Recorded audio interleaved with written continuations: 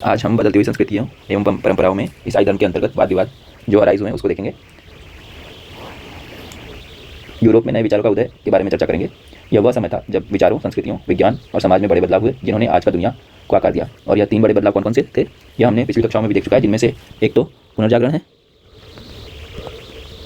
दूसरा है ज्ञानोदय, तीसरा विचार है वैज्ञानिक क्रांति। इन तीनों ही विचारों को हमने क्रमिक रूप से पढ़ चुके हैं। और ईसाई धर्म के अंतर्गत वाद विवाद के सेक्शन में हम एक और आइडिया को पढ़ेंगे जो है धर्म सुधार, रिफॉर्मेशन। ठीक है, और ये तीनों विचारों का क्या प्रभाव पड़ा आधुनिक समाज पर, इस कक्षा में हम वो भी समझेंगे। जैसा कि पिछली कक्षाओं में हमने पढ़ चुका है कि पुनर्जागरण का अर्थ है पुनर्जन्म। यह 14वीं शताब्दी में इटली में शुरू हुआ था और प्राचीन ग्रीक और रोमन ज्ञान के पुनः अन्वेषण, जैसा कि हमने पढ़ा था कि क्लासिकल टेक्स्ट को पढ़ना शुरू किया उन्होंने। आप लोग बताइए कि जब लोग पुराने तरीकों पर सवाल उठाते हैं और नए रास्ते तलाशते हैं तो क्या होता है?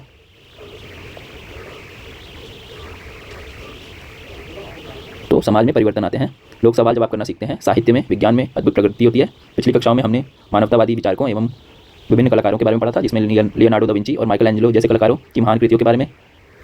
आप 2 लियोनार्डो दा विंची के कार्य बता सकते हैं जी? एक तो उनकी पेंटिंग है फेमस पेंटिंग मोनालिसा और दूसरी द लास्ट सपर। इसके साथ ही मानवतावाद का उदय हुआ जो मानव क्षमता और उपलब्धियों पर केंद्रित था। सबसे बड़ी खोज क्या थी जानते हैं आप? यह भी हमने डिस्कस कर चुका है पिछली क्लासेस में, छापाखाना, the development of printing press. इसे जोहानेस गुटेनबर्ग ने बनाया, जिससे किताबें सस्ती हुई और आसानी से उपलब्ध हो गई और नए विचार जनमानस में तेज़ी से फैलने लगे। यहाँ तक हमने पिछली कक्षाओं में पढ़ चुके हैं। अब आगे बढ़ते हैं। प्रिंटिंग प्रेस के डेवलपमेंट के बाद भी जो नए विचार थे वह कुछ ही लोगों के पास पहुँच सके।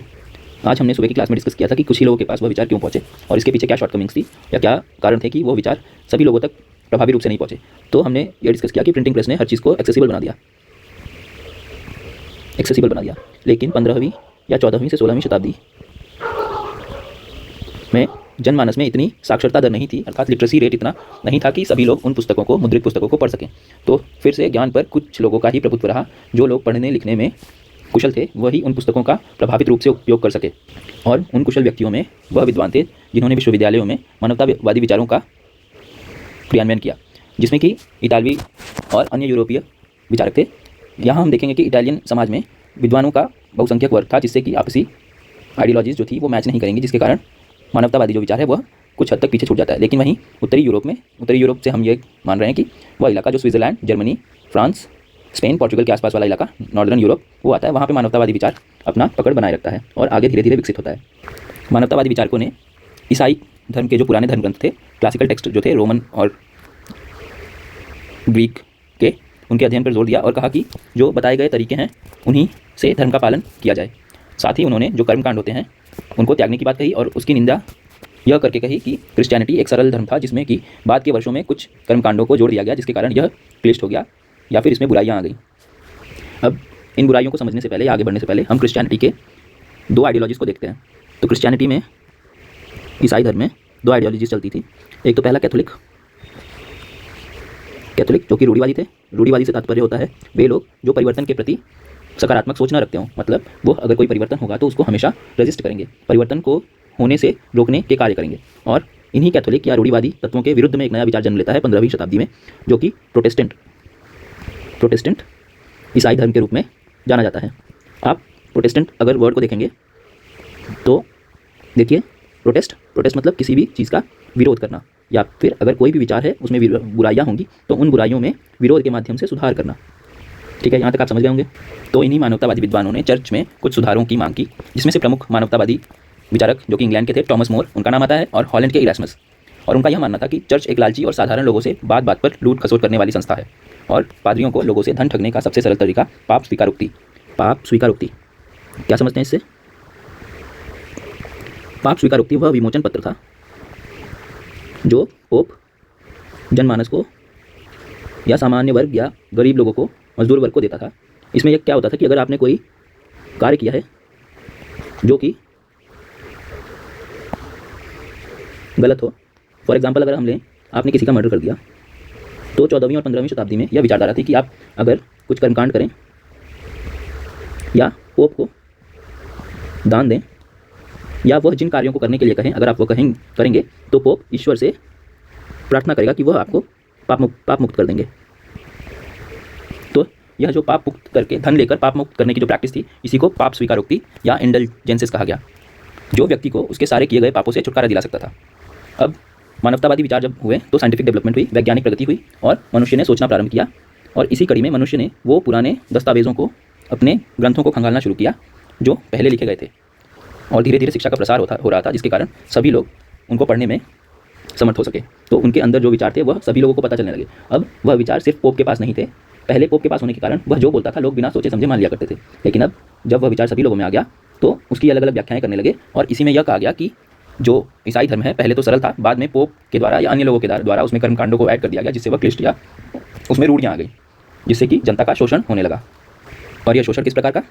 यूरोप के लगभग प्रत्येक भाग में किसानों ने चर्च द्वारा लगाए गए अनेक करों का विरोध किया। चर्च द्वारा लगाए गए कर कौन से थे? आपने पिछले रोमन साम्राज्य के करों में देखा होगा कि दो प्रकार के कर लगते थे, एक टेल और दूसरा टीथे। तो इसमें जो टीथे नामक कर था वह धार्मिक कर था, जो कि चर्च के पास जाता था और चर्च का सर्वे सर्वा मतलब चर्च का प्रधान होता था पोप, तो सारा नियंत्रण उसका कर पर पोप का ही होता था। और चर्च के प्रभुत्व के कारण राजा के इंपॉर्टेंस में भी कमी आई और उसके राजकाज में खर्च में चर्च की दखलंदाजी बढ़ने लगी, जिसके कारण वह उनसे परेशान हो गया।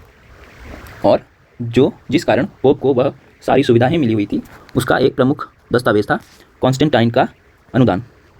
कॉन्स्टेंटाइन का अनुदान मतलब किसी को दान देना, और यह एक डॉक्यूमेंट के फॉर्म में या शपथ पत्र जैसा हो सकता है। इसमें यह लिखा गया था कि चर्च प्रभुत्व संपन्न है और पोप ईश्वर का प्रतिनिधि, जिससे पोप की शक्तियों में वृद्धि हुई। और हमने कक्षा में इस पर भी बात की थी कि पावर करप्ट्स पीपल, अर्थात शक्ति मनुष्य को भ्रष्ट कर देती है। इन्हीं कारणों से पोप ने अपनी शक्तियों का गलत प्रयोग किया और वह ऐसे कर्मकांड करवाने लगा, जिससे आम जनमानस पिसने लगी। वैज्ञानिक प्रगति के कारण यह जो कॉन्स्टेंटाइन का अनुदान है, वो अलग अलग टेस्ट से यह सिद्ध कर दिया गया कि यह दस्तावेज असली ना होकर जालसाजी द्वारा या फॉर्ज्ड है, मतलब इसको बाद के समय में किसी ने इसके साथ छेड़छाड़ करके इसको फर्जी रूप से तैयार किया है, यह फॉर्ज्ड, जिसके कारण जो पोप का कंट्रोल था वह कम हो गया और लोगों की जो मान्यता थी कि पोप ही ईश्वर का प्रतिनिधित्व है, इसका खंडन हुआ। यहाँ तक हमने देखा कि मानवतावादी विचार है जिसने क्लासिकल टेक्स्ट को पढ़ने के लिए इंस्पायर किया और ह्यूमन के रीजनिंग पावर को और व्यक्तिगत स्वतंत्रता को सर्वोपरि माना और मनुष्य को केंद्र में लाया गया, जिसके कारण चर्च में कुछ बदलाव हुए, कुछ रिफॉर्म्स हुए। और उनमें प्रमुख थे थॉमस मोर और इरास्मस। इन्होंने चर्च की रूढ़िवादी गतिविधियों को क्रिटिसाइज़ किया, उसमें चल रहे करप्शन को, और जो इंडल्जेंस था पाप विमुक्ति मोचन पत्र, उसको बोला कि वह सिर्फ शोषण का एक जरिया है। और चर्च एक ऐसी संस्था बन गई है जो सिर्फ पैसे पर और शक्ति पर केंद्रित हो गई है, न कि स्पिरिचुअल यानी पारलौकिक स्पिरिचुअल चीज़ों पर। और इससे सोसाइटी पे क्या असर पड़ा? मानवतावादी विचार फैले और जो व्यक्ति चर्च के कंट्रोल में था वह अब खुद को स्वतंत्र मानने लगा और उसने विरोध किया, प्रोटेस्ट किया और क्रिश्चियनिटी में सुधार शुरू हो गए। और इसी धर्म को नई शाखा के रूप में प्रोटेस्टेंट के रूप में जाना गया। तो हम अब द प्रोटेस्टेंट रिफॉर्मेशन या धर्म सुधार के बारे में पढ़ेंगे। अब हम धर्म सुधार की बात करते हैं। क्या मार्टिन लूथर किंग का नाम आपने सुना है कभी? किसी ने? तो वह एक जर्मन संत थे जिन्होंने कैथोलिक चर्च की प्रार्थनाओं को चुनौती दी। उनका मानना था कि केवल विश्वास ही मोक्ष का रास्ता है, न कि चर्च के रीति रिवाज। मनुष्य को ईश्वर से संपर्क साधने के लिए किसी पादरी की आवश्यकता नहीं होती है।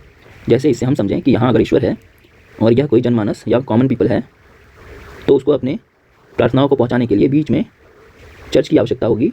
और चर्च का प्रतिनिधित्व करता है पोप, तो वह पोप के माध्यम से अपनी बातें ईश्वर तक पहुंचाएगा। पहले यह धारणा थी, लेकिन मार्टिन लूथर किंग ने कहा कि मनुष्य अपना भला स्वयं सोच सकता है और उसमें तार्किकता का भाव है। इस कारण मनुष्य को ईश्वर से संपर्क साधने के लिए पादरी की आवश्यकता नहीं है। उन्होंने अपने अनुयायियों को यह कहा कि ईश्वर में पूर्ण विश्वास रखें, क्योंकि केवल उनका विश्वास ही उन्हें एक सम्यक जीवन की ओर ले जा सकता है और उन्हें स्वर्ग में प्रवेश दिला सकता है, न कि स्वर्ग के लिए जो पाप मोचन पत्र या पाप स्वीकारोक्ति पत्र बांटे जा रहे हैं, इनसे हमें मुक्ति नहीं मिल सकती।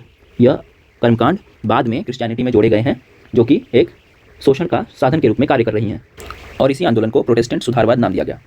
इस कारण उत्तरी यूरोप के जर्मनी और स्विट्जरलैंड के चर्च ने पोप तथा कैथोलिक चर्च से अपना संबंध समाप्त कर दिया। और स्विट्जरलैंड में लूथर के विचारों को उल्रिक ज़्विंगली एवं उसके बाद जीन कैल्विन ने लोकप्रिय बनाया। प्रोटेस्टेंट धर्म ने स्वयं बाइबल पढ़ने और सवाल पूछने के लिए प्रेरित किया, लेकिन इसका नतीजा क्या हुआ? धार्मिक संघर्ष और विवाद। आप बताइए, जब कोई परंपराओं को चुनौती देता है तो समाज में इतनी हलचल क्यों मचती है? तो अभी तक हमने यह समझा कि मार्टिन लूथर, जो कि एक जर्मन मॉन्क थे, उन्होंने कैथोलिक चर्च की धारणा को चैलेंज किया और धर्म सुधार में यह कहा कि स्वीकार उक्ति पत्र से हमें मोक्ष नहीं मिलता है, बल्कि ईश्वर का ध्यान करने से हमें मोक्ष मिलता है। विश्वास के कारण मोक्ष मिलता है, न कि अच्छे कर्म करने या पोप की प्रार्थनाओं के कारण। इसके कारण प्रोटेस्टेंट धर्म जर्मनी और स्विट्जरलैंड जैसे इलाकों में फैला और धर्म सुधार को प्रेरित किया। कुछ रिफॉर्मर्स जैसे एनाबाप्टिस्ट, उन्होंने और भी रेडिकल चेंजेस के लिए आवाज़ उठाई, जिसमें थी सामाजिक समानता और पोप की अथॉरिटी या पोप के प्रभुत्व को अस्वीकार करना, rejection of authority of the pope. और उनके इस आइडिया ने आम जनमानस या मजदूर वर्ग को, जो कि ऑप्रेस्ड थे फ्यूडलिज्म या पोप से, उनको आकर्षित किया। और जब कैथोलिक चर्च ने यह देखा कि अधिक जनसंख्या उस तरफ जा रही है, तो उसने अपने अंदर भी सुधार करने शुरू कर दिए और वह काउंटर रिफॉर्मेशन करता है और धार्मिक शिक्षा और अपने जो प्रैक्टिसेस थे उसमें बदलाव लाता है और मिशनरी एफर्ट्स प्रोटेस्टेंट के खिलाफ शुरू करता है। एनाबाप्टिस्ट ने मोक्ष के विचार को हर तरह के सामाजिक उत्पीड़न के अंत होने के साथ जोड़ दिया। उन्होंने यह कहा कि मोक्ष की धारणा सही नहीं है और यह मोक्ष जो पाप विमोचन पत्र से मिल रहा है, इसी के कारण सामाजिक उत्पीड़न बढ़ रहा है। उनका कहना था कि क्योंकि ईश्वर ने सभी मनुष्यों को एक जैसा बनाया है, इसीलिए उनसे कर देने की अपेक्षा नहीं की जानी चाहिए और उन्हें अपना पादरी चुनने का अधिकार होना चाहिए। इसने सामंतवाद द्वारा उत्पीड़ित किसानों को आकर्षित किया। रेडिकल विचारधारा यह भी कहती है कि बहुसंख्यक जनसंख्या का शासन हो, जिसका विरोध लूथर ने किया और आमूल परिवर्तनवाद या रेडिकलिज्म का समर्थन नहीं किया। प्रोटेस्टेंटवाद ने यह कहा कि मनुष्य विवेकशील प्राणी है और वह हर चीज़ का फैसला स्वयं कर सकता है। इस कारण व्यक्ति अपने पसंद के व्यक्ति को शासक भी बना सकता है। इसी कारण जो विरोधी, जो एनाबाप्टिस्ट और प्रोटेस्टेंटवादी थे, एक दूसरे का विरोध कर रहे थे, उन्होंने फ्रांस में प्रोटेस्टेंट के द्वारा जो विरोध किए जा रहे हैं उन पर जा मिले और उन्होंने कैथोलिक शासकों के अत्याचार के कारण यह कहा कि अब जनता को अत्याचारी शासक को अपदस्थ करने का अधिकार है और वे उसके स्थान पर अपने पसंद के व्यक्ति को शासक बनाएंगे। जैसा कि देखा गया कि फ्रांस में कैथोलिक चर्च ने प्रोटेस्टेंट लोगों को अपनी पसंद के अनुसार उपासना करने की छूट दे दी और इंग्लैंड के शासकों ने पोप से अपने संबंध तोड़ दिए। इसके कारण जो इंग्लैंड का राजा होता था वह जो चर्च का प्रमुख बन गया। अब पोप चर्च का प्रमुख न रहकर राजा, या फिर अगर रानी है वहाँ पे तो राजा या रानी में से कोई एक हेड बन गया। और यह जो प्रोटेस्टेंट विचारधारा पॉपुलर हो रही थी, इसके काउंटर में कैथोलिक चर्च ने अपनी स्वयं के विचारधारा में बदलाव करने शुरू कर दिए और स्पेन के और इटली के जो पादरी थे उन्होंने सादा जीवन और निर्धनों की सेवा पर जोर दिया। स्पेन में मार्टिन लूथर किंग के द्वारा लिखी गई थीसिस 95 से प्रेरित होकर प्रोटेस्टेंट लोगों ने संघर्ष करने के लिए इग्नेशियस लॉयला नामक सोसाइटी 1540 में सोसाइटी ऑफ जीसस नामक संस्था की स्थापना की और उन्हीं के अनुयायी जेसुइट कहलाते हैं और उनका ध्येय निर्धनों की सेवा करना है और दूसरी संस्कृतियों के बारे में अपने ज्ञान को ज़्यादा व्यापक बनाना था। तो यहाँ पे यह टॉपिक खत्म होता है। इसके प्रश्न हम कक्षा में लेंगे।